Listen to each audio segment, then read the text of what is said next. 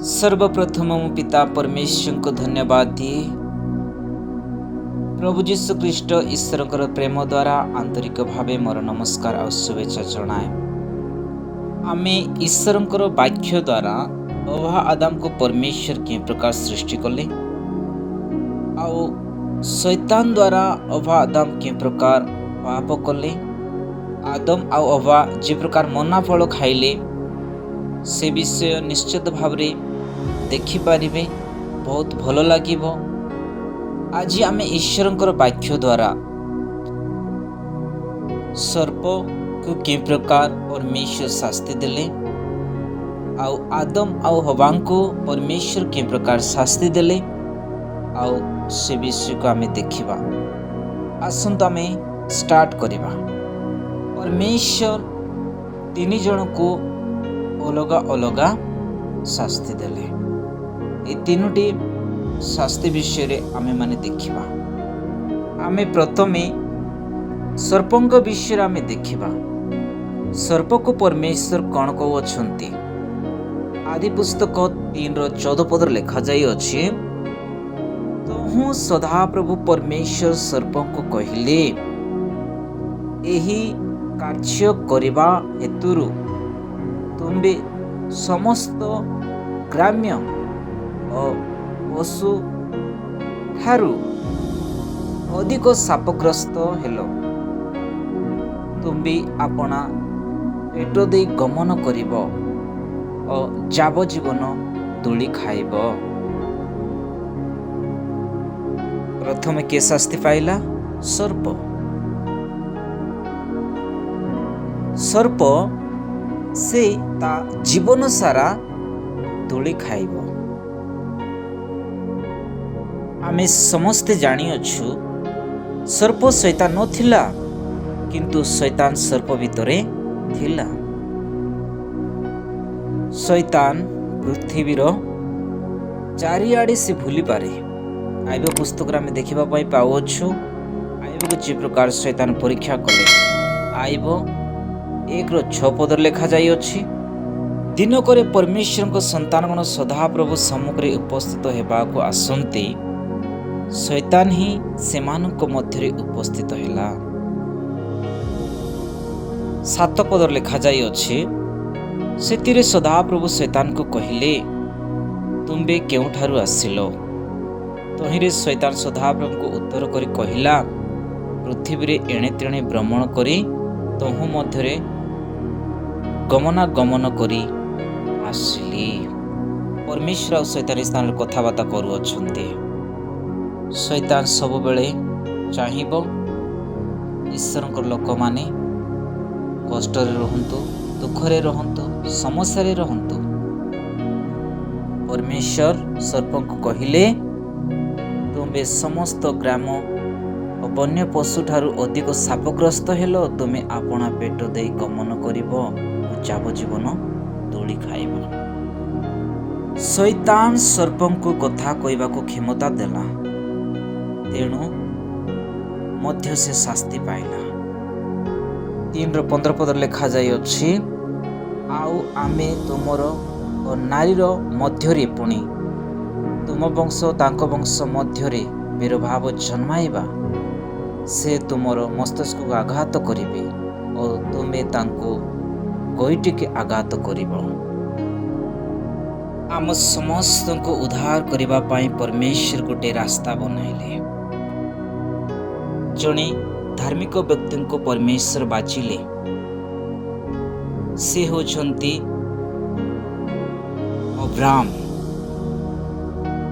Abraham को परमेश्वर बाचिले, ता द्वारा गोटे गोष्ठी उत्पन्न करिबा निमंते। आ परमेश्वर मध्य अब्राहम को कहिले, आदि पुस्तक 12:7 पद लिखा जाई अछि, अनंतर सदा प्रभु अब्राहम को दर्शन दे कहिले, आमे तुम वंश को एही देश देवा। एति निमंते अब्राहम अपना निकटरे दर्शनदाता सदा प्रभु को उद्देश्य रे से स्थान रे यज्ञवेदी निर्माण कले। 22:17 पद मत लिखा जाई अछि, तुमर एही कर्म सकाशु आम्बे अपना नाम रे शपथ करी कहूअछु, आम्बे तुमको अवश्य आशीर्वाद करी आकाशस्थ तारागण और समुद्र बाली परी तुमरी वंश अतिशय वृद्धि करिबा। तुमरी वंश शत्रुगुणर नगर द्वार अधिकार करिबे। 18 लेखा जाई अछि, पुणी पृथ्वीश समस्त जाति तुमरी वंश द्वारा आशीर्वाद प्राप्त हेबे, जेहेतु तुमे आमर वाक्य पालन करुअछ। आदम आ हवा परमेश्वर आज्ञा लंघन कले, किंतु परमेश्वर सेमान को शास्ति देले। एही स्थान रे परमेश्वर अब्राहम को मनोनीत कले। अब्राहम जने धार्मिक व्यक्ति थिले। शास्त्र रे स्पष्ट भाव रे कहा जाई अछि जे कुमारी गर्भरु मसीह जन्म हेबे। जिसाय 7:14 पद लेखा जाई अछि, एही बाबवाणीर चतुर्दिगरे मसीह संबंधी अन्य समस्त भावणी गुंता होई अछि। स्पर्श मसीह को गईटी को आघात करिब, जहा क्रूसर चित्र अटे, किंतु मसीह सर्पर मस्तिष्क को चूर्ण करिब, जहा विजय को दर्शा जाए। पापर प्रथम शास्ति होउछि दोषकृत हेबार ज्ञान। उलंघता निमंते सेमानकर लज्जा सेमाने जानी पारले। आदम आउ हवा सेमाने जा भूल करछन्ति सेमाने बुझी पारले, आउ सेमानकर भूल को सेमाने लुचाइबाकु सेमाने चेष्टा कले। आदि पुस्तक 3:7 आउ 8 पदरे आमे माने देखिबा पई पाउअछु। तोहिरे सेमानक चक्षु प्रसन्न हुअन्ति, सेमाने निज उलंघतार बद पाई डिम्बिरी वृक्षर पत्र सिलेई गागरा बनाइले। तहु बिनावसान समय रे उद्यान मध्यरे गमनागमनकारी सदाप्रभु परमेश्वर रब शुणी आदम और तांकर भार्या सदाप्रभु परमेश्वर को चामुरु उद्यानस्थ वृक्षगण मध्यरे लुचिले। परमेश्वर सेमानक सहित सामना सामनी कथाबार्ता करुथिले। परमेश्वर सेमानक निज प्रतिमूर्ति सेमानक बनाइले। परमेश्वर सेमानक डाकिले। परमेश्वर सेमानक डाकिले आउ सेमाने शुणी परमेश्वर लुचिबा पाई चेष्टा कले। आमे भी किछि परमेश्वर को लुचाउ अछु कि लुचाउनु ठीक अछि, लुचाउ अछु परमेश्वर ता विचार करिवे। द्वितीय रे परमेश्वर जे प्रकार नारी को शास्ति देले, आमे आदि पुस्तक 3:16 पदर आमे देखुछु। तहु से नारी को कहिले, ये कहिले परमेश्वर कहिले, आमे तुमर गर्भ वेदना अतिशय बढ़ाइबा, तुमे व्यतारे संतान प्रसव करिब, पुणी स्वामी प्रति तुमर वासना रहिब, से तुमर उपरे कर्तृत्व करिब। कि वेदना? गर्भ वेदना। परमेश्वर नारी को शास्ति देले, नारी को व्यतारे प्रसव करिब बोली परमेश्वर शास्ति देले, कष्ट देले। से तार स्वामी उपर कर्तृत्व करने को इच्छा करिब, तथापि तार स्वामी ता उपर कर्तृत्व करू बोली से चाहिब। तृतीय रे देखिबा आदम को परमेश्वर के प्रकार शास्ति देले। 3:17 पद लेखा जाइछे, परमेश्वर आदम को कहिले, आउ से आदम को कहिले, जो वृक्षर फल खाइबा विषय रे आमे तुमको आज्ञा दे कहिथिलु, ता खाइब नाही। तुमे आपणा बार्चा को कथा शुणी ता खाई अछ, तेणु तुम सकाशु भूमि शापग्रस्त ହେଲା। तुमे ଯାବଜୀବନ କ୍ଲେଶରେ ତହିଁରୁ ଭକ୍ଷ୍ୟ କରିବ। ଏହା ଆମେ ବୁଝିବାକୁ କଷ୍ଟ ହୁଏ। ସ୍ତ୍ରୀଙ୍କର କଥା ସ୍ୱାମୀ ଶୁଣିବାର ନାହିଁ। ଆମମାନେ ଗୋଟେ କନଫ୍ୟୁଜରେ ରହୁଛୁ। ଯେଉଁ କାର୍ଯ୍ୟ କରିବା स्वामी स्त्री भितर गोटे अंडरस्टांडिंग रहिबाको आवश्यक। जो कार्य करिबा ता दुई जनक भितर डिसाइड करी से कार्य करिबाको पड़िबो। अब्राहम मध्य सारांकर कथा शुणिथिले, कारण ईश्वर थरे अब्राहम को तांको स्त्री सारार कथा शुणिबा पाई मध्य कहिथिले। बाइबल आमान को कहे आदि पुस्तक 21:12 पदर लिखा जाय अछि। सेते बेले परमेश्वर अब्राहम को कहिले, तुमे एई बालक तुम दासी निमंते दुखित हो नाई। सारा तुमको जहा कहउछंती ताहार सेई कथा मनोयोग कर, जेतु ईसांको ठारू तुमर वंश विख्यात हेबो। से परिहास कला। सारा अब्राहम को कहिला, तुमे एई दासीर पुत्र को दूर कर दियो, कारण एई दासीर पुत्र मोर पुत्र इसाक सहित उत्तराधिकारी हेबो नाही। अब्राहम दुख कला, किंतु परमेश्वर मध्य अब्राहम को कहिले, तुमे सारांकर कथा मानिबाको पड़िबो। ईश्वर जहा कहिछंती ताहा मानिबाको पड़िबो। जो कौनसी व्यक्तिर कथबार्ता ग्रहण करिवार मापकाठी हेउछि ईश्वर जहा कहिछंती सर्वदा ता उपरे आधार करिबा। स्त्रीर कथा शुणिबा आदमर पाप नथिला, किंतु निर्दोष फल खाइबार सिद्धांत ग्रहण करिबाकू तार पाप हेला। आदमर अभिशाप भितरे खाद्य खाइबा पाई कठिन परिश्रमर आवश्यकता अंतर्भुत है। 3:17-19 से स्थान आम देखा पाऊछु। आउ से आदम को कहले, जो वृक्षर फल खाइबा विषय रे आमे तुमको आज्ञा दे होइथिलु, ता खाइब नाही। तुमे अपना बाजार कथा शुणी ता खाइअछु, एणु तुम सकाशु भूमि शापग्रस्त हेला। तुमे जावजीवन क्लेशरे तहिरु भक्ष्य करिब। तहिरे कंटा ओ गोगरा गच गात हेब।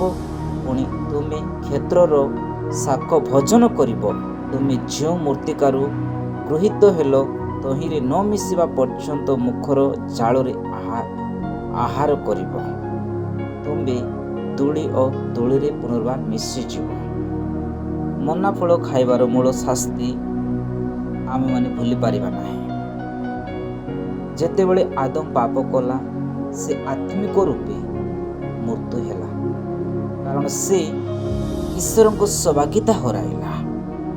तार शारीरिक मृत्यु 930 वर्ष पर होइथिला। आदि पुस्तक 5:5 लिखा जाय अछि। सेतेबेले से आदम और हवा को अनुग्रह प्रदर्शन कले। 3:21 लिखा जाय अछि। आउ सदा प्रभु परमेश्वर चर्मर वस्त्र प्रस्तुत करी आदम और तांकर बार्झ को पिंधाइले। गोटे पशु चर्म पाइबा निमंते बलिदान रूपे गोटे निरीह पशु को हत्या करा जाउथिला। यह स्पष्ट रूपे आम पाप निमंते गोटे बलिदान आवश्यकतार चित्र अटे, जहा मसीह ठारे पूर्ण हेला। से मसीह किए? आम मानकर पाप लगे निज क्रूसर से जीवन देले से होचंती यीशु ख्रीष्ट अटंती। बाइबल आमान को कहे एब्री पुस्तक 10:10-12 पदर लिखा जाय अछि। यीशु ख्रीष्ट शरीर एकातर के उत्सर्गीकृत हेबा द्वारा सेही इच्छा हेतु आमे माने पवित्रकृत होइअछु। मात्र से पाप निमंते केवल एक बलि उत्सर्ग कला, ता द्वारा ईश्वर को दक्षिण पार्श्व चिरकाल पाई उपवेशन कले, जहा मसीह ठारे पूर्ण हेला। यीशुख्रीष्ट ताहा पूर्ण कले। आदम आ हवा सदाप्रभु द्वारा वस्त्रान्वित हेला परी ସେମାନଙ୍କୁ ଏଦନ ଉଦ୍ୟାନରୁ ତଡ଼ି ଦିଆଗଲା।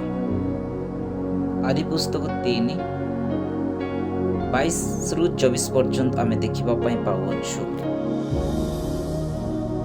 ଅନନ୍ତର ସଦାପ୍ରଭୁ ପରମେଶ୍ୱର କହିଲେ, ଦେଖ, ମନୁଷ୍ୟ ଭଲ ମନ୍ଦର ବୋଧ ପ୍ରାପ୍ତ ହୋଇ ଆମମାନଙ୍କ ପରି ଜଣେ ହୋଇଅଛନ୍ତି। ଅନନ୍ତର ସଦାପ୍ରଭୁ ପରମେଶ୍ୱର କହିଲେ, ଦେଖ, ମନୁଷ୍ୟ ଭଲ ମନ୍ଦର ବୋଧ ପ୍ରାପ୍ତ ହୋଇ ଆମମାନଙ୍କ ପରି ଜଣେ ହୋଇଅଛନ୍ତି। ଆଉ ଏବେ ସେ ଯେପରି ହାତ ବଢ଼ାଇ ଅମୃତ ବୃକ୍ଷର ଫଳ ମଧ୍ୟ ତୋଳି ଖାଇ ଅନନ୍ତ ଜୀବୀ ନ ହୋଇ। ଏଥିପାଇଁ ସଦାପ୍ରଭୁ ପରମେଶ୍ୱର ଏଦନ ଉଦ୍ୟାନରୁ ତାଙ୍କୁ ବାହାର କରିଦେଲେ ଓ ସେ ଯେଉଁ ମୂର୍ତ୍ତିକାରୁ ନୀତ ହୋଇଥିଲେ ତହିଁରେ କୃଷିକର୍ମ କରିବାକୁ ତାଙ୍କୁ ନିଯୁକ୍ତ କରେ। ଏହି ରୂପେ ସେ ଆଦମଙ୍କୁ ତଡ଼ିଦେଲେ। ପୁଣି ଅମୃତ ବୃକ୍ଷର ପଦ ରକ୍ଷା କରିବା ନିର୍ମିତ ଏଦନ ଉଦ୍ୟାନର ପୂର୍ବ ଦିଗରେ କିରୁବଗଣ ଓ ଚତୁର୍ଦିଗରେ ଘୂର୍ଣ୍ଣାୟମାନ ତେଜମୟ ଖଡ଼୍ଗ ସ୍ଥାପନ କଲେ। ଆମେ ଭାବୁ ଆଦମ ଓ ହବାଙ୍କୁ ପରମେଶ୍ୱର ନିଜ ହସ୍ତରେ ବନାଇଲେ ଆଉ ସେମାନଙ୍କୁ ଏଦନ ଉଦ୍ୟାନରୁ ବାହାର କରିଦେଲେ। ଏହା ଗୋଟେ ଦୁଃଖର ବିଷୟ। କିନ୍ତୁ ପରମେଶ୍ୱର ସେ ଜାଣନ୍ତି କ'ଣ କରାଯିବ। ଆଉ ସେମାନଙ୍କୁ ଏଦନ ଉଦ୍ୟାନରୁ ବାହାର କରିନଥାନ୍ତେ, ସେମାନେ କ'ଣ କରିଥାନ୍ତେ? ହାତ ବଢ଼ାଇ ଅମୃତ ବୃକ୍ଷର ଫଳ ମଧ୍ୟ ତୋଳି ଖାଇ ଅନନ୍ତ ଜୀବୀ ହେଇଥାନ୍ତେ। କିନ୍ତୁ ଏଥିପାଇଁ ପରମେଶ୍ୱର ସେମାନଙ୍କୁ ଏଦନ ଉଦ୍ୟାନରୁ ବାହାର କଲେ। ଈଶ୍ୱର କାହିଁକି ଏପରି କଲେ? ଏହା ସ୍ଥିର କରିବା କଷ୍ଟକର ହେବ ନାହିଁ ଯେତେବେଳେ ଆମେ ଅନୁଭବ କରିବା ଯେ ମନୁଷ୍ୟ ବର୍ତ୍ତମାନ ପତିତ ଅଟେ ଏବଂ ସେହି ପତିତ ଅବସ୍ଥାରେ ଅଭିଶାପର ଅଧୀନ ହୋଇ ସେ ଅନନ୍ତ ଜୀବୀ ହେବା ଉତ୍ତମ ନୁହେଁ। ବିଶ୍ୱାସର ମୃତ୍ୟୁ ଉତ୍ତମ ହେବ, କାରଣ ସେମାନେ ଏକ ନୂତନ ଶରୀର ଧାରଣ କରି ଉଦ୍ଦିତ ହେବେ। ତାହା ଯୀଶୁଖ୍ରୀଷ୍ଟ ମସିହଙ୍କ ଶରୀର ପରି ପବିତ୍ର ଓ ବିଶୁଦ୍ଧ ହେବେ। ଏହା ପରମେଶ୍ୱରଙ୍କର ଯୋଜନା। ପ୍ରଥମ ଜନ 3:2 ଲେଖାଯାଇଅଛି, ହେ ପ୍ରିୟମାନେ, ବର୍ତ୍ତମାନ ଆମେମାନେ ଈଶ୍ୱରଙ୍କର ସନ୍ତାନ ଅଟୁ, ଆଉ ଆମେମାନେ କ'ଣ ହେବା ତାହା ଏ ପର୍ଯ୍ୟନ୍ତ ପ୍ରକାଶିତ ହୋଇନାହିଁ। ଆମେମାନେ ଜାଣୁ ଯେ ସେ ଯେତେବେଳେ ପ୍ରକାଶିତ ହେବେ ସେତେବେଳେ ଆମେମାନେ ତାଙ୍କ ସଦୃଶ୍ୟ ହେବା, କାରଣ ସେ ଯେପରି ଆମେମାନେ ସେହିପରି ତାଙ୍କୁ ଦର୍ଶନ କରିବା। ପରମେଶ୍ୱର ପୁନର୍ବାର ତାଙ୍କ ପରି ବନାଇବା ପାଇଁ, ତାଙ୍କ ପରି ପବିତ୍ର ଲୋକ ବନାଇବା ପାଇଁ ପରମେଶ୍ୱର ଏଦନ ଉଦ୍ୟାନରୁ ବାହାର କଲେ ଏବଂ ସ୍ୱର୍ଗକୁ ନୀତ ହେବ, ଯେଉଁଠାରେ ଗୋଟିଏ ଜୀବନ ବୃକ୍ଷ ଅଛି ଏବଂ ଯେକୌଣସି ଅଭିଶାପ ସେହି ସ୍ଥାନରେ ନାହିଁ। ପରମେଶ୍ୱର ସ୍ୱର୍ଗ ବନାଇ ଅଛନ୍ତି। ତା କାହା ନିମନ୍ତେ? ଆମମାନଙ୍କ ନିମନ୍ତେ।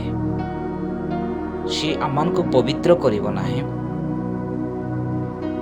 ଆଉ ସେ ସ୍ୱର୍ଗରେ କିଏ ରହିବେ? ସେଥିପାଇଁ ପରମେଶ୍ୱର ଯୀଶୁଖ୍ରୀଷ୍ଟଙ୍କୁ ଏ ପୃଥିବୀରେ ପଠାଇଲେ। ଯୀଶୁଖ୍ରୀଷ୍ଟ ହିଁ ପଦ, ସତ୍ୟ, ଜୀବନ। ସେ ହିଁ ଗୋଟେ ରାସ୍ତା ଅଟନ୍ତି। ଈଶ୍ୱରଙ୍କୁ ଜାଣିବା ନିମନ୍ତେ ସେ ନିଜେ ପରମେଶ୍ୱର ହେଲେ ମଧ୍ୟ ମନୁଷ୍ୟ ରୂପ ଧାରଣ କରି ଏ ପୃଥିବୀରେ ଆସିଲେ। ପରମେଶ୍ୱର ଏଦନ ଉଦ୍ୟାନରୁ ବାହାର କଲେ, କିନ୍ତୁ ସେ ସ୍ୱର୍ଗ ରାଜ୍ୟରେ ଆମମାନଙ୍କୁ ସେ ଜୀବନ ବୃକ୍ଷ ସେ ଦିଅନ୍ତି ଚିରକାଳ ତାଙ୍କ ସହିତ ରହିବା ନିମନ୍ତେ। ପରମେଶ୍ୱର ପବିତ୍ର, ଆମେ ପବିତ୍ର ହେବାକୁ ପଡ଼ିବ। ପ୍ରକାଶିତ ବାକ୍ୟ 22:2-3 ଲେଖାଯାଇଅଛି, ସେହି ନଦୀର ଉଭୟ ପାର୍ଶ୍ୱରେ 12ତର ଫଳଦାୟକ ଜୀବନ ବୃକ୍ଷ ଅଛି। ସେଥିରେ ପ୍ରତି ମାସରେ ଫଳ ଫଳେ। ପୁଣି ସେହି ବୃକ୍ଷର ପତ୍ର ଜାତି ସମୂହର ଆରୋଗ୍ୟକାରକ। ଯେକୌଣସି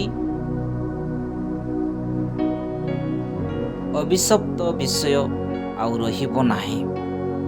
ଈଶ୍ୱର ଓ ମେଷଶାବକଙ୍କ ସିଂହାସନ ନଗରୀ ମଧ୍ୟରେ ରହିବ, ଆଉ ତାଙ୍କ ଦାସମାନେ ତାଙ୍କର ଉପାସନା କରିବେ। ଆମେ ପ୍ରଥମ ଦେଖିଲୁ ସେମାନଙ୍କର ଶାସ୍ତି ବିଷୟରେ, ସେମାନଙ୍କର କଷ୍ଟ ବିଷୟରେ। ପରମେଶ୍ୱର ଏହି ସ୍ଥାନରେ ସେସବୁ କ୍ଲିନ୍ କରିଦେଇ ଅଛନ୍ତି। ଆମେ ପରମେଶ୍ୱରଙ୍କର ସନ୍ତାନ। ପରମେଶ୍ୱର ଆମମାନଙ୍କୁ ସେ କେବେ ଛାଡ଼ି ପାରିବେ ନାହିଁ। ସେ ଜଣେ ନାରୀ ଦ୍ୱାରା ପାପ ଜଗତରେ ପ୍ରବେଶ କଲା, ଆଉ ସେହି ଜଣେ ନାରୀ ଦ୍ୱାରା ଆଜି ସାରା ପୃଥିବୀ ଉଦ୍ଧାର ପାଇଅଛି। ହବାଙ୍କ ଦ୍ୱାରା ସାରା ପୃଥିବୀ ପାପରେ ପରିଣତ ହେଲା। ମରିୟମଙ୍କ ଦ୍ୱାରା ସାରା ପୃଥିବୀ ଉଦ୍ଧାର ପାଇଅଛି। ପରମେଶ୍ୱର ସୃଷ୍ଟି ସମୟରେ ମଧ୍ୟ ଥିଲେ, ଏବେ ମଧ୍ୟ ଅଛନ୍ତି, ଆଉ ସଦାସର୍ବଦା ରହିବେ। ଏହି ବାକ୍ୟ ଦ୍ୱାରା ପ୍ରଭୁ ସମସ୍ତଙ୍କୁ ଆଶୀର୍ବାଦ କରନ୍ତୁ, ଅନୁଗ୍ରହ କରନ୍ତୁ। ଗଡ୍ ବ୍ଲେସ୍ ୟୁ।